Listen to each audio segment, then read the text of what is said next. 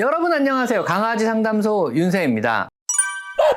강아지는요, 행복한 자신의 감정 상태를 꼬리로 표현한다고 합니다. 그래서 강아지는 꼬리를 흔들고 꼬리를 쫓기도 한다는데요. 정말 꼬리를 맹렬히 흔드는 것은요, 강아지 행복의 표현일까요? 자, 오늘은요, 강아지가 꼬리로 하는 여러 가지 표현법을 한번 알아보도록 하겠습니다. 강아지의 감정 상태는요, 사실 꼬리만 봐도 어느 정도는 알 수 있습니다. 하지만 꼬리만 봐서는 절대 안 되고요. 몸 전체의 상태와 상황 역시 함께 보고 해석해야 강아지의 기분을 잘못 이해하는 그러한 오류를 범하지 않습니다.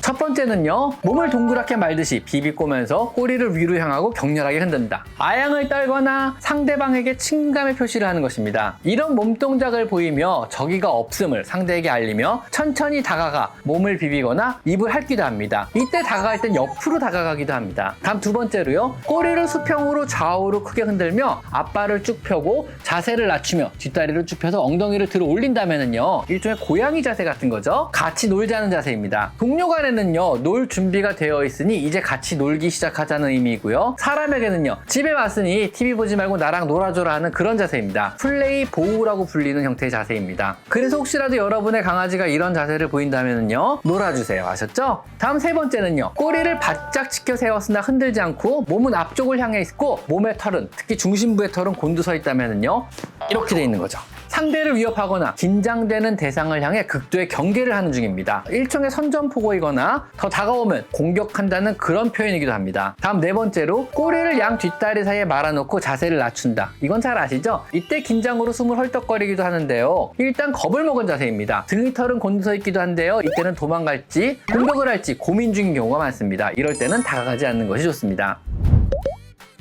다음 다섯 번째로요, 꼬리를 들어 올리고 격하게 좌우로 크게 흔들며 엉덩이도 같이 흔든다. 실룩실룩 하는 경우죠. 기쁨과 흥분의 표현입니다. 주로 여러분이 오랜 시간에 외출해서 돌아왔을 때 흔하게 보이는 기쁨, 감정의 표현이라고 보시면 됩니다. 난 네가 와서 너무너무 기쁘다. 난 너무 즐겁고 난 너무 네가 반가워. 내가 오랜만에 보는 것 같니? 뭐 이런 의미라고 보시면 됩니다. 꼬리의 움직임의 세기는요, 감정의 세기에 비례해서 세진다고 합니다. 요건 많이들 알고 계시죠? 격한 감정의 표현은요, 격하게 움직이고요. 조용한 감정의 표현은요, 조용히 움직이게 되는 것입니다. 생각보다 꼬리로 다양하고 또 섬세하게 자신의 감정 상태를 강아지는 우리에게 전달을 하고 있는 것입니다. 다음 여섯 번째로, 꼬리를 중간 정도 높이에서 천천히 흔든다. 이때 엉덩이는 움직이지 않고 눈은 똑바로 상대를 향하며 때로는 목을 지켜들고 울듯이 짖기도 합니다. 이건 일종의 경계 행동인데요. 너 누구야? 더 가까이 오지 마. 이런 의미입니다. 경계심이 들거나 다가오는 낯선 대상이 자신의 영역권에 들어올 때, 이럴 때 보이는 행동입니다. 진돗개들이 주로 많이 보이는 행동들입니다. 다음 일곱 번째로, 꼬리를 아래로 늘어뜨려 바닥에 내려놓고 위축된 자세로 뒷다리는 주저앉아 있을 때, 이 경우는 심하게 겁을 먹고 위축된 상태입니다. 위협을 느끼거나 곤란하다고 생각될 때 보이는 그런 행동입니다. 겁을 먹은 것이니 조금 안심시켜 주시는 것이 좋은데, 만약 낯선 강아지라면요, 함부로 다가가면 물릴 수도 있으니까 가까이 다가가지 않는 것을 추천드립니다. 다음 여덟 번째로, 가만히 서서 꼬리를 바짝 지켜 들다 못해 머리 쪽으로 향하며 긴장된 자세를 취한다면요, 무언가에 긴장한 경우입니다.